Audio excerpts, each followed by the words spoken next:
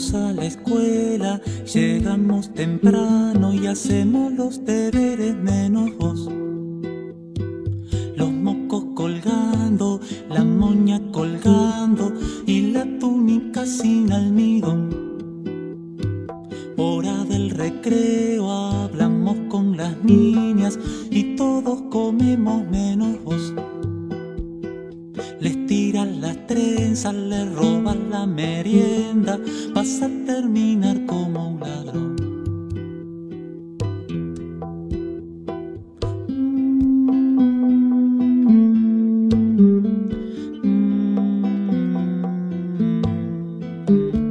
Todos en la escuela, a la señorita le llevamos regalos menos vos.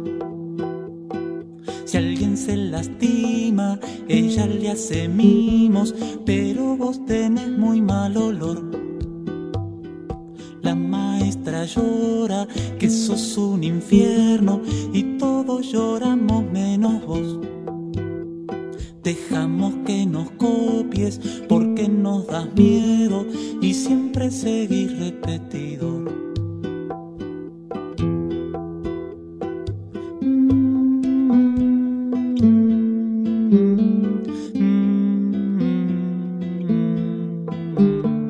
Todos en la escuela tenemos cuando llueve un papá que espera menos vos. Le damos la cartera y nos dice bajito que no andar contigo es lo mejor. Las niñas se ríen, te vieron con un carro y todos reímos menos vos.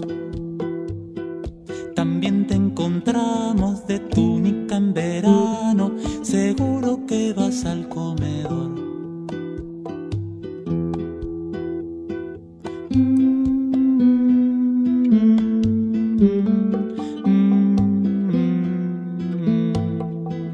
Menos vos. Menos vos. Menos vos.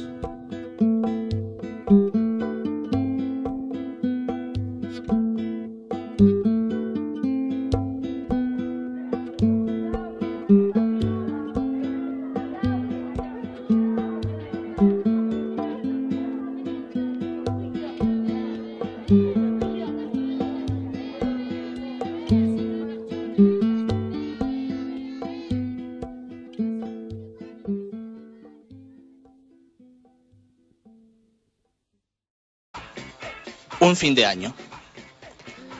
Recuerdo que se sentaba al fondo de la clase. Tenía siempre la cara sucia, con esa mugre que viene de otras épocas, casi como si portara una máscara. Los pelos bien revueltos y duros. Su guardapolvo nunca fue blanco. Le faltaban varios botones y lo único que lucía brillante y nuevo era el escudo de Don Bosco a la altura del corazón. Todos sabíamos que era becado, que era algo así como venir gratis porque en la casa apenas si tenían para comer. Olía mal, pero después de los recreos no se distinguía tanto del resto. Los zapatos, bueno, esos casi le descubrían los dedos. Estoy seguro que la maestra de aquel año, la señorita Juana, lo miraba con asco, con más asco que al resto. Era una de esas viejas pitucas que se había quedado estancada en algún casillero del almanaque. No era candidata al enamoramiento, ni siquiera a la manzana. Dicen que era buena enseñando. A ella le tocó la magnífica tarea de que aprendiéramos a leer y a escribir. Todos los recuerdos de aquel año se me pasan demasiado rápido.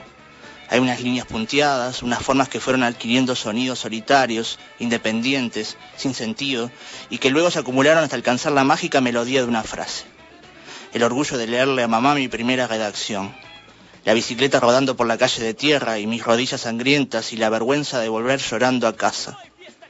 Aquel discurso hecho entre lágrimas en que la abuela me explicaba que el abuelo Tito se había ido con Dios porque allá iba a estar mejor. Los boletines con buenas notas, los partidos de fútbol que el asma me había dejado jugar, al arco y con sombrero. Los goles de Javier, que así se llamaba el niño del fondo, y que corría como alma que la lleva al diablo, cosa que decía mi abuelo cuando alguien iba demasiado aprisa.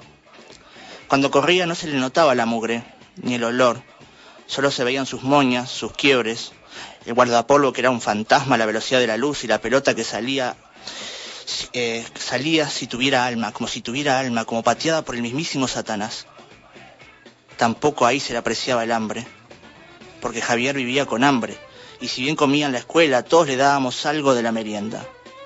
Tiempo más adelante me di cuenta que no podía comerse todo lo que le dábamos y que en la mochila siempre había lugar para guardar otras cosas que no fueran cuadernos. Una vez nos contó que tenía 2 hermanitos más chicos. También me acuerdo de la misa, del olor a incienso y de la vez que, haciendo de monaguillo, me tuve que sonar los mocos con la túnica, esa de volados, pues me había olvidado de llevar pañuelos. Por suerte estaba al fondo del altar. Lo único que me aterraba era eso del infierno, sobre todo porque el abuelo era seguro que estaba en el cielo. Javier no creía en Dios. Le veía la cara en las misas de los viernes y era de un aburrimiento enorme. No podía aguantar los bostezos. Debo confesar que a mí también se me escapaba alguno, siempre bien disimulado bajo la palma de la mano. Pero Javier lo sostentaba, parecía el león de la metro. Ahora de grande pienso que era más que un gesto, aunque si lo meditamos bien, un niño de 6 años no anda pensando en esas cosas. La redacción de fin de año era todo un evento. El tema era nada menos que hablar de un sueño. Yo no recuerdo mi redacción ni la de los demás, exceptuando la de Javier. Es que cuando la maestra se lo llevó de la oreja y con esa mueca de asco y odio a la dirección, Javier tiró la hoja al piso. Yo la agarré, la doblé bien chiquita y me la escondí en el bolsillo del pantalón. Tuvimos que soportar rezongos y amenazas interminables el resto del día, que incluían malas notas y círculos del infierno. Pero yo no entregué la hoja. Al final se dio por perdida y de ahí en más no volvimos a ver a Javier. Parece que se lo hubiera tragado la tierra, dijo uno de mis compañeros, y entonces yo pensé que hacía tiempo que la tierra se lo venía tragando. Cosa de niños. Una vez en casa volví a leer la redacción, por supuesto que a solas. Mi sueño es que Dios se muera de hambre, que la gente lo mire con asco, que tenga que andar sucio y que juegue descalzo al fútbol y que el diablo le ataje todos los penales. Mi sueño es que la maestra tenga la cara feliz. Mi sueño es que mis hermanitos no pasen hambre y que mi madre tampoco. Mi sueño es que los abuelos no se mueran como el de Raúl. Mi sueño es que se muera Dios. No sé muy bien qué me llevó a los 6 años a guardarme esos garabatos. Lo que sí sé es que para mí, ese día, el sueño de Javier se hizo realidad.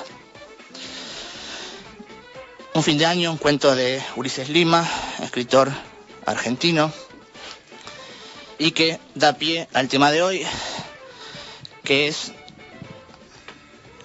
¿Cuál es el tema, André Bonet? Usted que llega a último momento.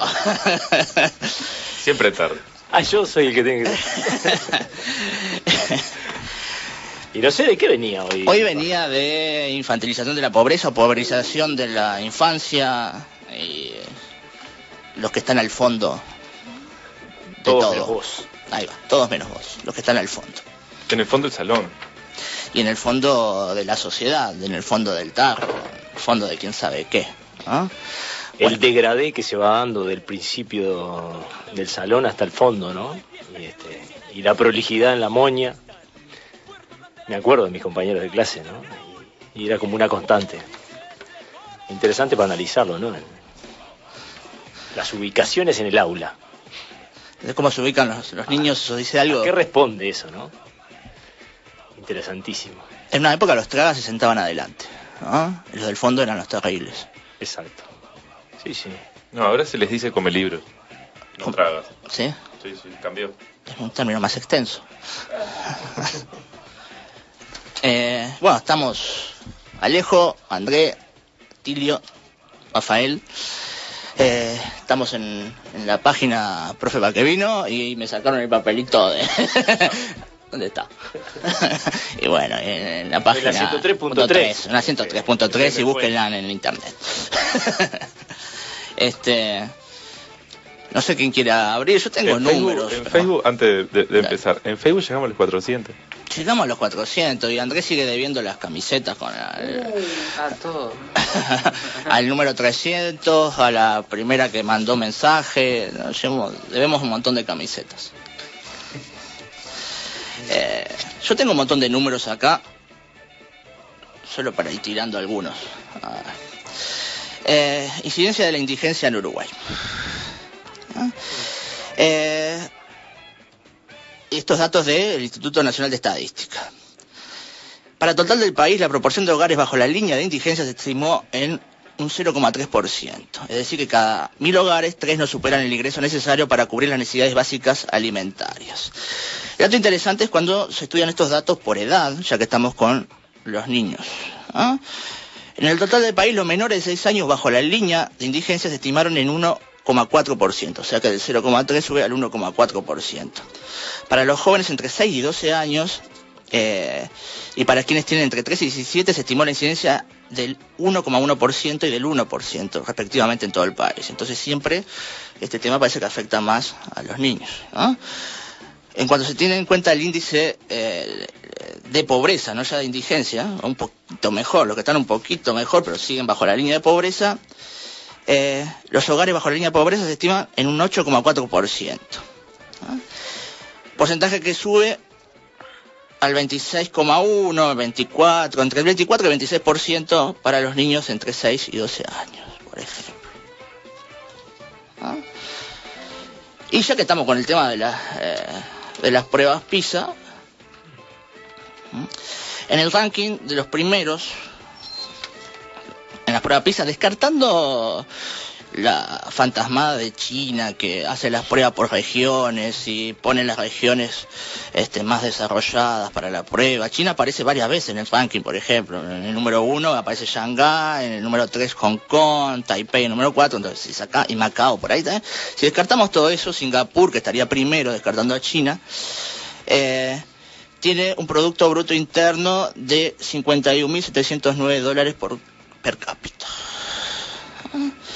Corea del Sur, 22.590, Japón, 46.720, Liechtenstein, se me equivocó, Liechtenstein, pero Suiza, $79.052 per cápita. Lo interesante son los salarios, los promedios salariales de estos países. Luxemburgo, todos estos datos de la OIT. Luxemburgo, por ejemplo, que está ahí en los Países Bajos, que está primero, tiene un promedio de salario mensual de $4.089. Bélgica, 3.035, Finlandia, 2.925, Corea, 2.903. Los primeros países andan en $2.500 para arriba, los que están en el ranking.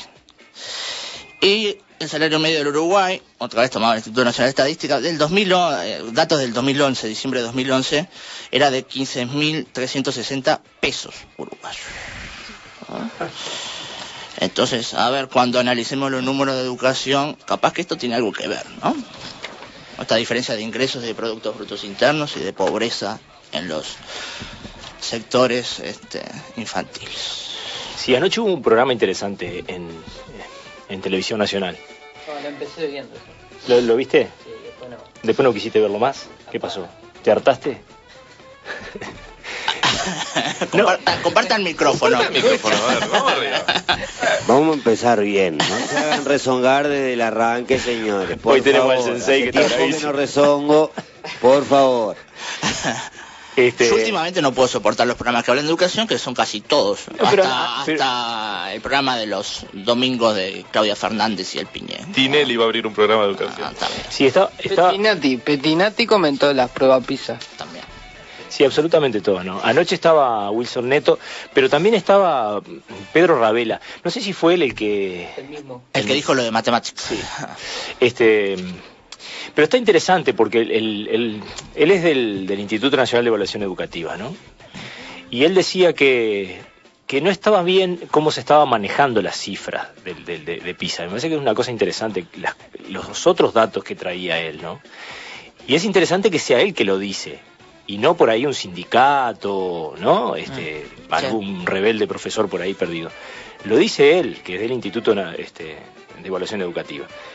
Y un dato interesantísimo que él plantea, dice que Uruguay está sexto, de abajo hacia arriba, en salario docente.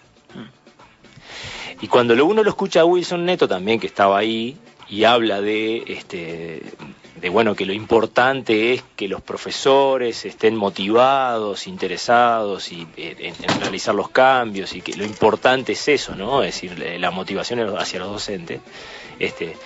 cómo una cosa que nosotros venimos diciendo siempre, lo de los salarios docentes, que influye directamente en los resultados educativos, cómo no se tiene en cuenta, ¿no? Y recordemos que este año fue un año muy conflictivo justamente por esto, ¿no? Por procurar un aumento en el salario docente. Que al final no logramos mucha cosa, ¿no? Más que un adelanto de un 3% de algo que ya había sido votado para el año 2014. Entonces, eso es una de las cosas interesantes, de que el único tipo que los manejó en ese programa, y el único que he escuchado que lo ha manejado en todos los programas que he escuchado, ha sido este señor, ¿no? Por lo tanto, me saco el sombrero, al menos con esta opinión, ¿no?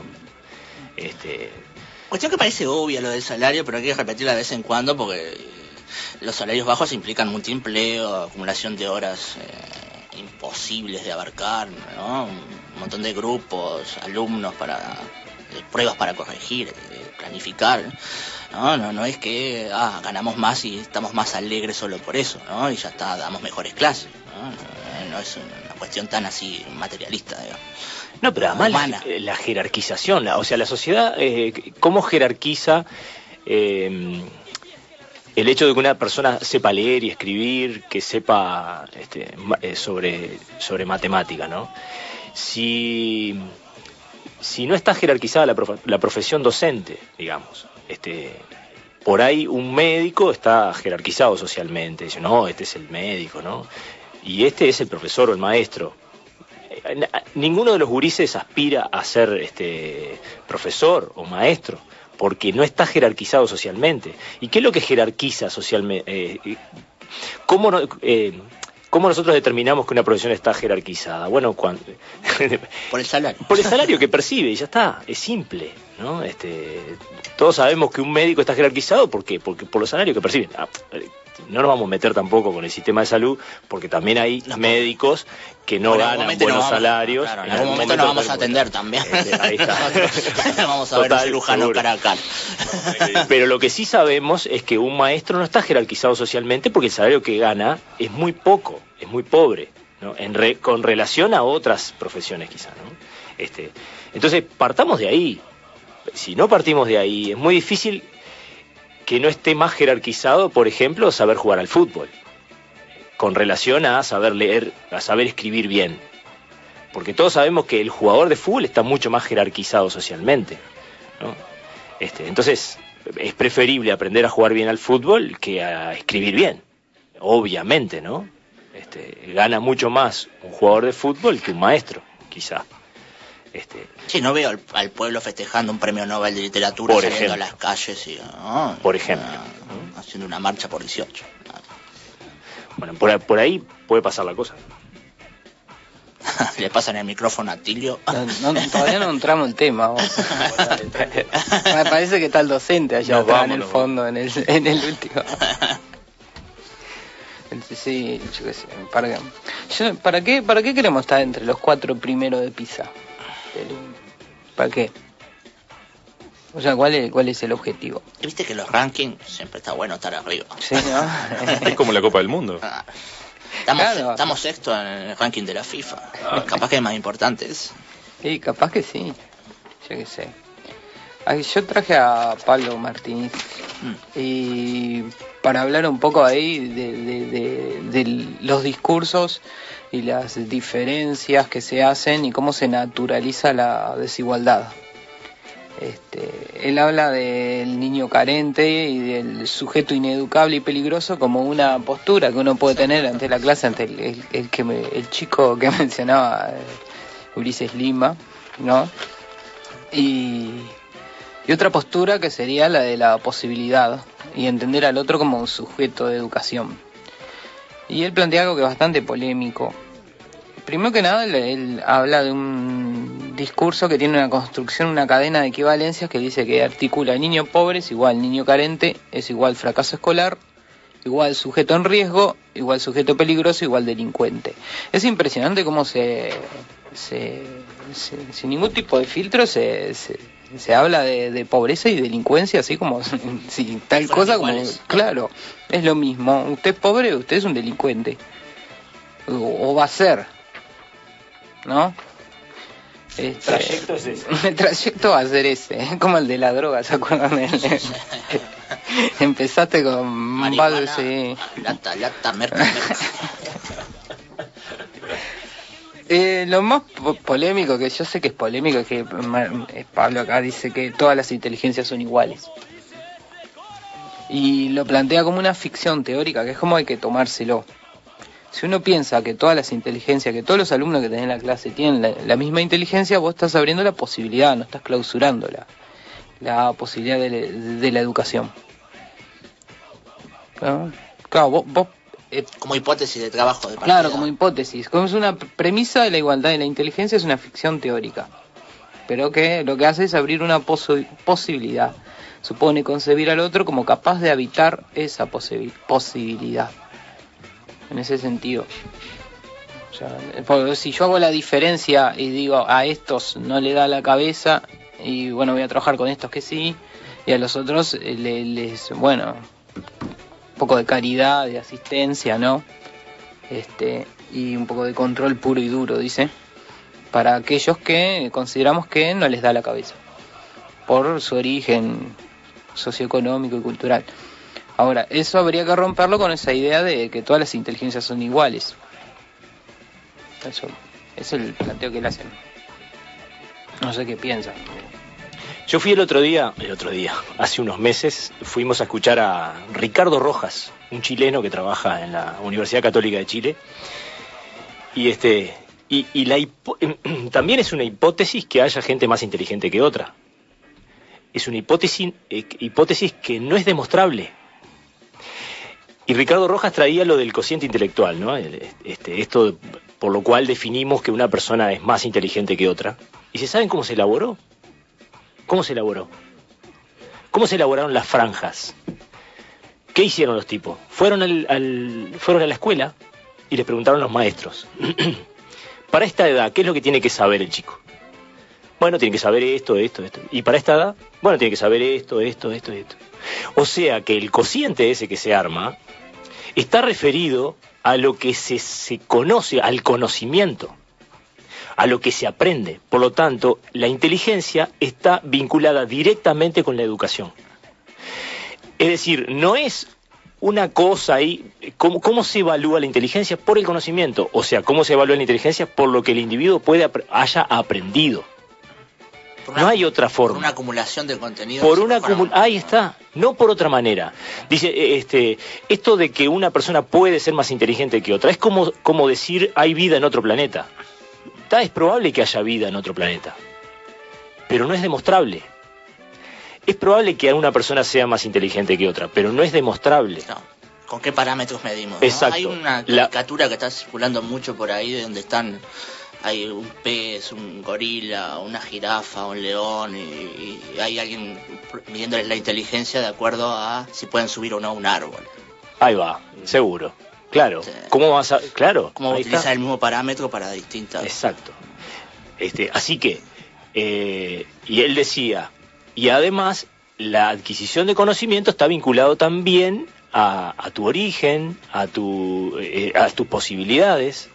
No todos partimos con las mismas posibilidades, entonces lo que hay que tratar de lograr es de que todo el mundo pueda tener acceso, y eso mejoraría, digamos, o igualaría, o pondría a todos en la misma condición, ¿no?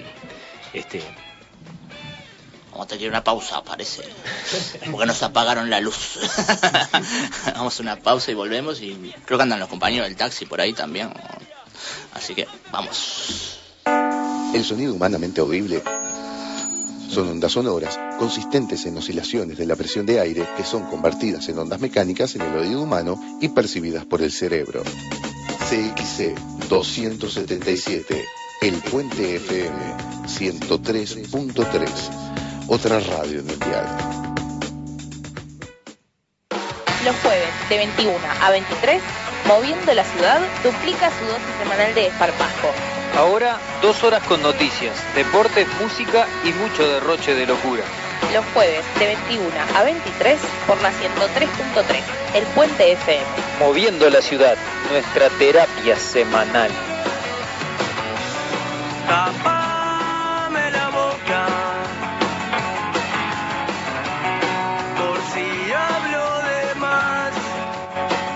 Mi nombre es Fernando Cabrera y estoy en contra de bajar la edad de imputabilidad. Soy Margarita Perkovich, capacitadora social, y estoy en contra de la baja de la edad de imputabilidad. Soy Gabriel Calderón, director de teatro y escritor, y estoy en contra de bajar la edad de imputabilidad. El Tejano es uno, son dos, son varios. Es un barrio y una zona, una parte y un todo. El Tejano es solo un periódico y no solo un periódico. Información del barrio, de la zona oeste, nacionales, cultura, humor, datos, palabras, declaraciones, cuentos, varios sentidos en un sentido.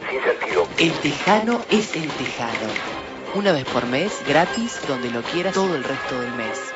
El Tejano es el Tejano, un periódico. Hora Puente, información en radio.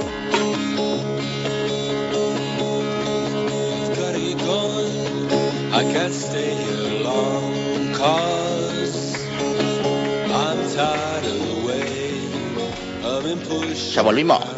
Bueno, volvimos. Estamos acá. Anuncios de nuestra productora Verónica Escandroglio, que si no los hacemos, cobramos. Y cobramos es metafórico. Se está realizando el congreso, empezó ayer, el congreso de FENAP, es el número 14 en Paysandú, al que estaremos asistiendo esta medianoche, estaremos yendo para Paysandú, quien les habla, ¿no? Nuestro delegado es el Rafa. Tenemos delegado, el profe Paquerino, va el Rafa, yo le tengo fe. Amén, igual. Este delegado se va a meter en las termas. Y el congreso se llama María Barjún, en homenaje a la compañera, fallecida hace un tiempo. Y además, otro informe que tenemos que dar es que el lunes el Zonal Oeste se reúne con el CODICEN por el tema tránsito educativo, creo que al mediodía, por ahí, ¿ah? Y bueno, nos iremos por ahí, no sé qué señal me hace Alejo con el micrófono. Todo el año acá y todavía no le hablas directo al micrófono, muchachos. Pero estoy cerca, el micrófono se escucha lejos, ¿ah? Bueno, esos eran los datos. En la página, estuve trabajando en la página del profe Paquerino. ¿Estuviste trabajando? Sí, vi que has colgado un montón de cosas. Colgamos algo referente a Mandela, que hay que leerlo. Que habla un poco de cómo de los cambios que ha tenido la izquierda en su discurso. Agarra lo de Mandela y cómo Mandela se transforma en un, no sé, ícono. Sí, un ícono, pero que busca la paz y el orden, cuando en realidad lo que hizo fue luchar por destruir un sistema vigente, ¿no? De una guerrilla. Claro. Y después un fotógrafo que está impresionante, que anduvo fotografiando aulas por el mundo, que eso son como, no sé, 30 fotos y son impactantes, porque hay de Qatar, de no sé, Nigeria. Las más parecidas obviamente son las de Buenos Aires, en Argentina, Brasil, no sé, también de los países de Estados Unidos, tan realmente impresionante. Podés sacar de todo, desde las aulas donde no son mixtas, desde los tipos de uniformes, ¿no? que te vas a encontrar, y las mujeres árabes con todo su indumentario, o esos, yo que sé, aulas de, no sé, países de Europa donde hay una diversidad aquella, así, ¿no? Ves y ves chino, ¿no? Sí, africano, todo. Está muy bueno, la verdad que son impactantes. A mí yo te las quedás mirando así y le empezás a encontrar de todo. Está buenísimo. Y colgaste también una entrevista que Gabriel Crilchi le hizo a Ana Zavala. Sí. Que habla interesante. De la repetición y la deserción, y dice cosas polémicas que están buenísimas. Así que los invitamos a leer y a ver. Bueno, ¿por dónde seguimos? ¿Qué conclusión saca del programa de la fecha? Lo escucho. No, y algunas cosas interesantes con el compañero del taxi es que no sé si en las pruebas PISA hay algo que evalúe la posibilidad de participación de los estudiantes, la posibilidad de organizarse, la posibilidad de aprender a discutir, a llegar a acuerdos. Todas competencias básicas, ¿no? Ahí va, son competencias más de lógica, de matemática, lingüística, ahí está. Y me parece que algunas cosas quedan por fuera y no son pocas, y no son poco importantes también. Es un poco lo que decía Tilio. ¿Por qué nos interesa estar ranqueados en esto de las pruebas PISA, ¿no? Por ahí no existen pruebas de educación física en las pruebas PISA, ¿no? ¿Será porque la organiza la OCDE, ¿no? Que nuclea a los países más potentes del mundo en cuanto económicamente. Y hay que estar bien con esos países y esos organismos. Yo no diga que no esté bien evaluar lo que se evalúa dentro de las pruebas PISA. El tema es saber ¿para qué estamos evaluando eso? Si nos interesa o no, y dónde nos interesa estar. ¿Para qué sirve? Y cuáles son las ausencias que se han definido. ¿Cuáles son las ausencias? La música quizás es una ausencia, la danza quizás es una ausencia, el movimiento, la educación física, el deporte es una ausencia, la organización sindical es una ausencia, en esto de la participación democrática, la tolerancia, el respeto. Es decir, hay un montón de ausencias que hay que tenerlas presentes. Esto me recuerda es decir, los otros datos que están circulando también en la vuelta, que yo le traté de meter diente a eso, que son los índices de repetición liceo por liceo, que obviamente tienen mucho que ver con esto, pero que en realidad los datos que salieron no sirven para absolutamente nada. Pero por ejemplo, no diferencian los repetidores de los desertores. No se sabe por qué fue que repitieron. No hay todos esos alumnos son repetidores consecutivos que vienen, por ejemplo, ¿no? Son cosas que tienen que estar si uno quiere hacer un análisis serio de los datos. Algunos importantes, otros capaz que no tanto, pero la otra vez conversábamos con el Rafa y Nico, que no vino. Dijo que iba a venir. Dijo que iba a venir y no vino, ¿viste? Ya le pasamos factura. Diferenciar los repetidores, cuántos son mujeres y cuántos son hombres, por ejemplo. Que sería otra valoración que se puede hacer, ¿no? Porque la prueba PISA tiene una parte donde trabajan el tema de género que nunca aparece. Nunca se dice nada. Claro, se hace diferencia de varones, mujeres, así, se sacan números y... Yo las pruebas PISA salieron hace 3 días, todavía no le metí diente, pero bueno. Dicen que hay un número que no me he fijado, que nos da bien, que es en la felicidad de los estudiantes. Que parece que en ese número nos da bien. Parece que los estudiantes son más felices que otros países, que los finlandeses. Del fútbol que otra cosa. Capaz, debe ser eso. ¿Qué te iba a decir? Para la OCDE, o sea, la prueba PISA no habla de países, te hace un informe te habla de economías. El informe piensa la cuestión en economías, y obviamente toman matemática, ¿no? Lectoescritura, y ¿cuál es otro? Matemática. Son 3 cosas. En área de ciencias, ¿no? Sí, hay una parte ahí, pero claro, porque en realidad en el liceo se hace mucha otra cosa, ¿no? No sé qué. Se hace mucha cosa que no es muy difícil evaluarla, porque la educación es algo que es como incalculable. ¿Cómo uno puede calcular, no?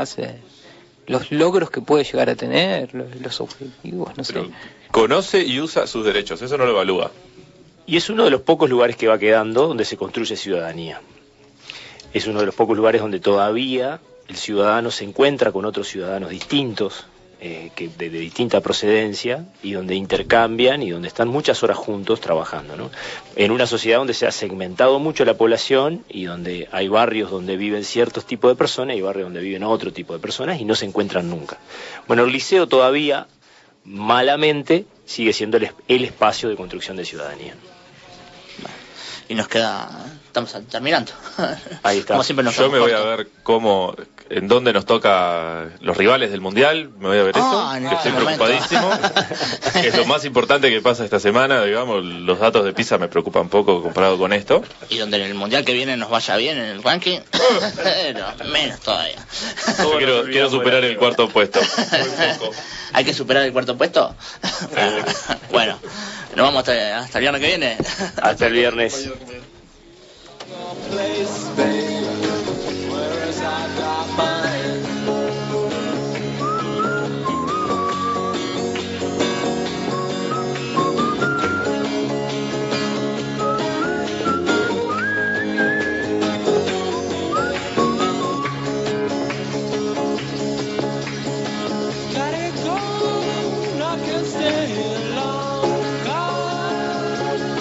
I'm tired of the way I've been tired.